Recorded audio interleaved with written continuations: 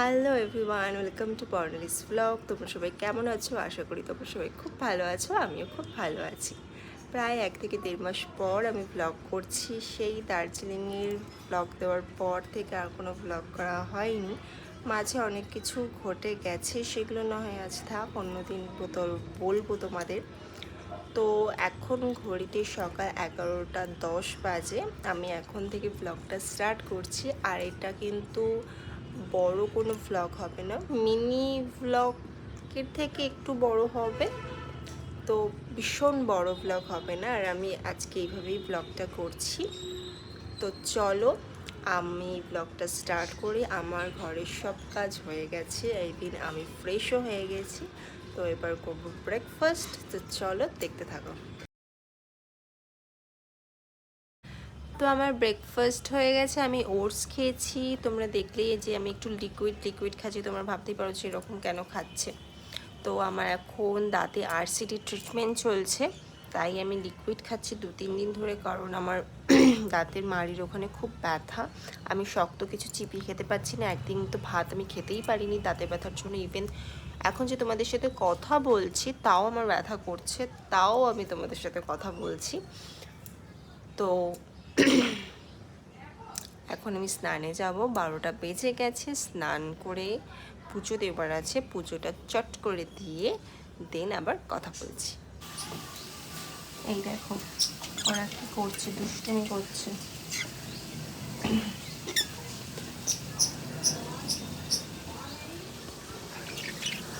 আমাদের বৌদি পাখিগুলো জানো অনেকগুলো বাচ্চা দিয়েছে। ওই দেখো, দেখতে পাচ্ছ বাচ্চাগুলো মুখ বাড়িয়ে রয়েছে।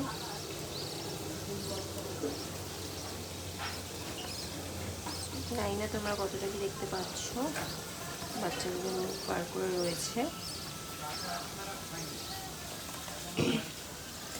আর ওরা এখনো কোনো বাচ্চা দেয়নি। আর ওরা একটা ডিম পেরেছে, এই দেখো অকাজ করছে ওরা।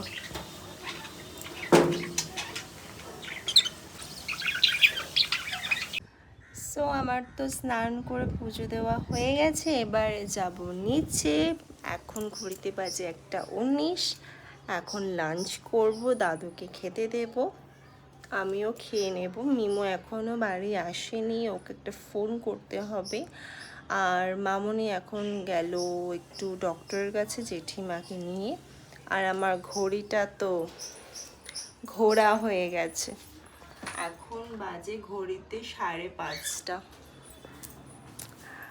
ঘড়িটা ঠিক করতে হবে, ব্যাটারিটা আই থিঙ্ক খারাপ হয়ে গেছে, ব্যাটারিটা চেঞ্জ করতে হবে। তো চলো আমি লাঞ্চ করে এসে দেন কথা বলছি। আজ লাঞ্চে ছিল করলা আলু ভাজা, চিংড়ি পটলের তরকারি আর ভোলা মাছের ঝাল। সো আমি তো দুপুরবেলা একটু ঘুমিয়ে পড়েছিলাম, উঠেছি অনেকক্ষণ হয়েছে, নিচে গিয়ে সন্ধে দিয়ে আসলাম জাস্ট। আর এবার চা খাবো, তো নিচে গিয়ে এখন চা করব। আর একটু বেরোনোর আছে আজকে, আমি আর মামনি বেরোবো একটু। তো চলো। সো আমি তো রেডি। আজকে আমি একটু শাড়ি পরেছি, অনেক দিন শাড়ি পরা হয় না, তাই পরলাম। ভীষণ গরম লাগছে শাড়ি পরে। তো আমি রেডি, এখন যাব গিয়ে মায়ের জন্য বেসিক্যালি শাড়ি কিনতে যাচ্ছি। তো কিনে দেন এসে কথা বলবো। বাইরে গিয়ে আমি আর কোনো ভিডিও করব না, যদি ক্লিপ নিতে পারি তো সেটা অ্যাড করে দেবো। এই বাড়ি ঢুকে জাস্ট চেঞ্জ করলাম, এখনও ফ্রেশ হইনি, ফ্রেশ হব। মানে এত গরম, বাপরে বাপ। এখন ঘড়িতে 10:30, 10:30টার বেশিই বাজে। তো প্রচণ্ড গরম। তো মায়ের জন্য কাপড় কিনলাম, মানে বেসিক্যালি মায়ের জন্য কাপড় কিনতেই গেছিলাম, মায়ের জন্য কাপড় কিনলাম। আর হচ্ছে মামনিরা একটু বেডশিট কিনলো নিচের ঘরের জন্য, ব্যাস আর কিছু কেনা হয়নি, এই কিনে চলে এসেছি। তো মিমো গেছে হচ্ছে মামা বাড়ি, আজই চলে আসবে। তো ও গেল তখন 9:30 বাজে, তখনও বেরিয়েছে। আস্তে আস্তে অনেকটাই রাত হবে। তো চলো নিচে যাই আর তোমাদেরকে দেখাচ্ছি আমি কি শাড়ি কিনলাম। এই একটা শাড়ি কিনেছি, এটা এরকম, ভিতরটা এরকম সাদা, পুরো কাঁথা স্টিচের ডিজাইন করা।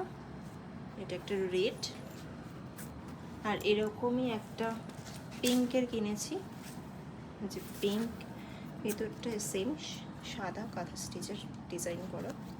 একটা রেড একটা পিঙ্ক কিনেছি সেম। আর এই একটা শাড়ি কিনেছি, এটা কি একটা মলমল শাড়ি না কি একটা বলে বেশ, এটা এরকম পুরো শাড়িটা। তো এই শাড়ি কিনেছি কেননা মা এর আগের বছর জামাই ষষ্ঠীতে মাকে একটা শাড়ি দেওয়া হয়েছিল, তো সেটা কি শাড়ি আমি ঠিক নামটা মনে পড়ছে না, মামুনি কিনে এনেছিল, আমি যাইনি।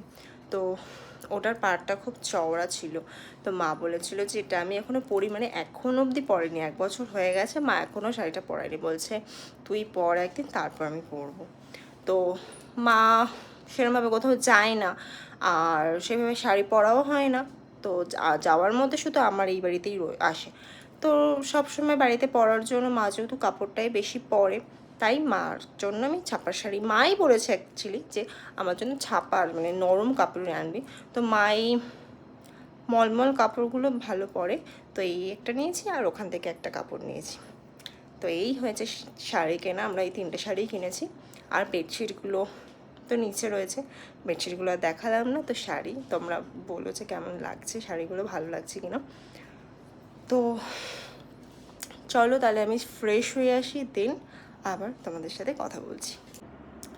তো ডিনার হয়ে গেছে অনেকক্ষণ, আমরা এতক্ষণ নিচে বসে গল্প করছিলাম।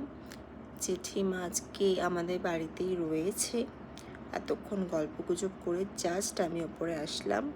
এখন বাজে রাত 1টা, আমরা এরকম সময়তেই আর কি শুই। তো এখনও মিমো আসেনি, মিমোর আসতে এখনও অনেকটা দেরি আছে। তো চলো আজকের ব্লগটা এখানেই শেষ করছি।